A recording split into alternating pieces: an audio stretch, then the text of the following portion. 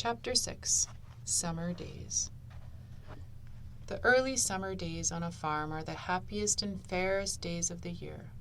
Lilacs bloom and make the air sweet and then fade. Apple blossoms come with the lilacs, and the bees visit around among the apple trees. The days grow warm and soft. School ends, and children have time to play and to fish for trouts in the brook. Avery often brought a trout home in his pocket, warm and stiff and ready to be fried for supper. Now that school was over, Fern visited the barn almost every day to sit quietly on her stool. The animals treated her as an equal. The sheep lay calmly at her feet. Around the 1st of July, the work horses were hitched to the mowing machine, and Mr. Zuckerman climbed into the seat and drove into the field. All morning you could hear the rattle of the machine as it went round and round, while the tall grass fell down behind the cutter bar in long green swaths. Next day, if there was no thunder shower, all hands would help rake and pitch and load, and the hay would be hauled to the barn in the high hay wagon, with Fern and Avery riding at the top of the load. Then the hay would be hoisted, sweet and warm, into the big loft, until the whole barn seemed like a wonderful bed of timothy and clover. It was fine to jump in and perfect to hide in, and sometimes Avery would find a little grass snake in the hay and would add it to the other things in his pocket. Early summer days are a jubilee time for birds. In the fields, around the house, in the barn, in the woods, in the swamp, everywhere love and songs and nests and eggs. From the edge of the woods, the white-throated sparrow, which must come all the way from Boston, calls, "Oh, Peabody, Peabody, Peabody." On an apple bough, the phoebe teeters and wags its tail and says, "Phoebe, Phoebe." The song sparrow, who knows how brief and lovely life is, says, "Sweet, sweet, sweet interlude, sweet, sweet, sweet interlude." If you enter the barn, the swallows swoop down from their nests and scold, "Cheeky, cheeky," they say. In early summer there are plenty of things for a child to eat and drink and suck and chew. Dandelion stems are full of milk, clover heads are loaded with nectar, the frigid air is full of ice-cold drinks. Everywhere you look is life. Even the little ball of spit on the weed stalk, if you poke it apart, has a green worm inside it. And on the underside of the leaf of the potato vine are the bright orange eggs of the potato bug. It was on a day in early summer that the goose eggs hatched. This was an important event in the barn cellar. Fern was there sitting on her stool when it happened. Except for the goose herself, Charlotte was the first to know that the goslings had at last arrived. The goose knew a day in advance that they were coming. She could hear their weak voices calling from inside the egg. She knew that they were in a desperately cramped position inside the shell and were most anxious to break through and get out. So she sat quite still and talked less than usual. When the first gosling poked its gray-green head through the goose's feathers and looked around, Charlotte spied it and made the announcement.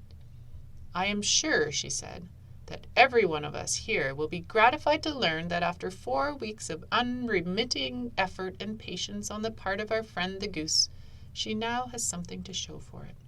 The goslings have arrived. May I offer my sincere congratulations." "Thank you, thank you, thank you," said the goose, nodding and bowing shamelessly. "Thank you," said the gander. "Congratulations," shouted Wilbur. "How many goslings are there? I can only see one." "There are 7, said the goose. "Fine," said Charlotte. 7 is a lucky number." "Luck had nothing to do with this," said the goose. "It was good management and hard work." At this point, Templeton showed his nose from his hiding place under Wilbur's trough. He glanced at Fern, then crept cautiously toward the goose, keeping close to the wall. Everyone watched him, for he was not well liked, not trusted. "Look," he began in his sharp voice. "You say you have 7 goslings. There were 8 eggs. What happened to the other egg? Why didn't it hatch?" "It's a dud, I guess," said the goose. "What are you going to do with it?" continued Templeton, his little round beady eyes fixed on the goose. "You can have it," replied the goose. "Roll it away and add it to that nasty collection of yours." Templeton had a habit of picking up unusual objects around the farm and storing them in his home. He saved everything. "Certainly, certainly," said the gander. "You may have the egg. But I'll tell you one thing, Templeton. If I ever catch you oking your ugly nose around our goslings, I'll give you the worst pounding a rat ever took." And the gander opened his strong wings and beat the air with them to show his power. He was strong and brave, but the truth is, both the goose and the gander were worried about Templeton, and with good reason. The rat had no morals, no conscience, no scruples, no consideration, no decency, no milk of rodent kindness, no compunctions, no higher feeling, no friendliness, no nothing. He would kill a gosling if he could get away with it. The goose knew that. Everybody knew it. With her broad bill, the goose pushed the unhatched egg out of the nest, and the entire company watched in disgust while the rat rolled it away. Even Wilbur, who could eat almost anything, was appalled. "Imagine wanting a junky old rotten egg," he muttered. "A rat is a rat," said Charlotte. She laughed a tinkling little laugh. "But, my friends, if that ancient egg ever breaks, this barn will be untenable." "What's that mean?" asked Wilbur. "It means nobody will be able to live here on account of the smell. A rotten egg is a regular stink bomb." "I won't break it," snarled Templeton. "I know what I'm doing. I handle stuff like this all the time." He disappeared into his tunnel, pushing the goose egg in front of him. He pushed and nudged till he succeeded in rolling it to his lair under the trough. That afternoon, when the wind had died down and the barnyard was quiet and warm, the gray goose led her 7 goslings off the nest and out into the world. Mr. Zuckerman spied them when he came with Wilbur's supper. "Well, hello there," he said, smiling all over. "Let's see. 1, 2, 3, 4, 5, 6, 7. 7 baby geese. Now, isn't that lovely?" Chapter 7. Bad News.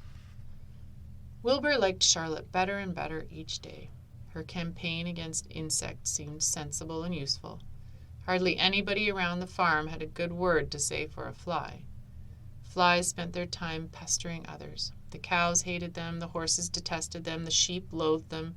Mr. and Mrs. Zuckerman were always complaining about them and putting up screens. Wilbur admired the way Charlotte managed. He was particularly glad that she always put her victim to sleep before eating it. "It's real thoughtful of you to do that, Charlotte," he said.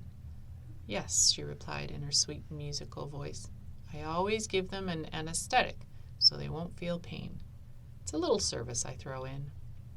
As the days went by, Wilbur grew and grew. He ate 3 big meals a day. He spent long hours lying on his side, half asleep, dreaming pleasant dreams. He enjoyed good health, and he gained a lot of weight. One afternoon, when Fern was sitting on her stool, the oldest sheep walked into the barn and stopped to pay a call on Wilbur. "Hello," she said. "Seems to me you're putting on weight." "Yes, I guess I am," replied Wilbur. "At my age, it's a good idea to keep gaining." "Just the same, I don't envy you," said the old sheep. "You know why they're fattening you up, don't you?" "No," said Wilbur. "Well, I don't like to spread bad news," said the sheep, "but they're fattening you up because they're going to kill you, that's why." "They're going to what?" screamed Wilbur. Fern grew rigid on her stool. "Kill you. Turn you into smoked bacon and ham," continued the old sheep. "Almost all young pigs get murdered by the farmer as soon as the real cold weather sets in. There's a regular conspiracy around here to kill you at Christmas time. Everybody is in on the plot. Lurvy, Zuckerman, even John Arable." "Mr. Arable?" sobbed Wilbur. "Fern's father?" "Certainly. When a pig is to be butchered, everybody helps. I'm an old sheep, and I see the same thing, same old business, year after year. Arable arrives with his .22, shoots the—" "Stop!" screamed Wilbur. "I don't want to die. Save me, somebody, save me." Fern was just about to jump up when a voice was heard. Be quiet, Wilbur, said Charlotte, who had been listening to this awful conversation. I can't be quiet, screamed Wilbur, racing up and down. I don't want to be killed. I don't want to die. Is it true what the old sheep says, Charlotte? Is it true they are going to kill me when the cold weather comes? Well, said the spider, plucking thoughtfully at her web, the old sheep has been around this barn a long time. She has seen many a spring pig come and go. If she says they plan to kill you, I'm sure it's true. It's also the dirtiest trick I ever heard of. What people don't think of. Wilbur burst into tears. I don't want to die, he moaned. I want to stay alive, right here in my comfortable manure pile with all my friends. I want to breathe the beautiful air and lie in the beautiful sun. You're certainly making a beautiful noise, snapped the old sheep. I don't want to die, screamed Wilbur, throwing himself to the ground. You shall not die, said Charlotte briskly. What? Really? Cried Wilbur. Who's going to save me? I am, said Charlotte. How? Asked Wilbur. That remains to be seen. But I am going to save you, and I want you to quiet down immediately. You're carrying on in a childish way. Stop your crying. I can't stand hysterics. Chapter 8. A Talk at Home. On Sunday morning, Mr. and Mrs. Arable and Fern were sitting at breakfast in the kitchen. Avery had finished and was upstairs looking for a slingshot. Did you know that Uncle Homer's goslings had hatched? Asked Fern. How many? Asked Mr. Arable. 7, replied Fern. There were 8 eggs, but 1 egg didn't hatch, and the goose told Templeton she didn't want it any more, so he took it away. The goose did what? Asked Mrs. Arable, gazing at her daughter with a queer, worried look. Told Templeton she didn't want the egg any more, repeated Fern. Who is Templeton? Asked Mrs. Arable. He's the rat, replied Fern. None of us like him much. Who's us? Asked Mr. Arable. Oh, everybody in the barn cellar. Wilbur and the sheep and the lambs and the goose and the gander and the goslings and Charlotte and me. Charlotte? Said Mrs. Arable. Who's Charlotte? She's Wilbur's best friend. She's terribly clever. What does she look like? Asked Mrs. Arable. Well, said Fern thoughtfully, she has 8 legs. All spiders do, I guess. Charlotte is a spider? Asked Fern's mother. Fern nodded. A big gray one. She has a web across the top of Wilbur's doorway. She catches flies and sucks their blood. Wilbur adores her. Does he really? Said Mrs. Arable rather vaguely. She was staring at Fern with a worried expression on her face. Oh, yes, Wilbur adores Charlotte, said Fern. Do you know what Charlotte said when the goslings hatched? I haven't the faintest idea, said Mr. Arable. Tell us. Well, when the first gosling stuck its little head out from under the goose, I was sitting on my stool in the corner, and Charlotte was on her web. She made a speech. She said, I am sure that every one of us here in the barn cellar will be gratified to learn that after 4 weeks of unremitting effort and patience on the part of the goose, she now has something to show for it. Don't you think that was a pleasant thing for her to say? Yes, I do, said Mrs. Arable. And now, Fern, it's time to get ready for Sunday school. And tell Avery to get ready. And this afternoon you can tell me more about what goes on in Uncle Homer's barn. Aren't you spending quite a lot of time there? You go there almost every afternoon, don't you? I like it there, replied Fern. She wiped her mouth and ran upstairs. After she had left the room, Mrs. Arable spoke in a low voice to her husband. I worry about Fern, she said. Did you hear the way she rambled on about the animals, pretending that they talked? Mr. Arable chuckled. Maybe they do talk, he said. I've sometimes wondered. At any rate, don't worry about Fern. She's just got a lively imagination. Kids think they hear all sorts of things. Just the same, I do worry about her, replied Mrs. Arable. I think I shall ask Dr. Dorian about her the next time I see him. He loves Fern almost as much as we do, and I want him to know how queerly she is acting about that pig and everything. I don't think it's normal. You know perfectly well animals don't talk. Mr. Arable grinned. Maybe our ears aren't as sharp as Fern's, he said.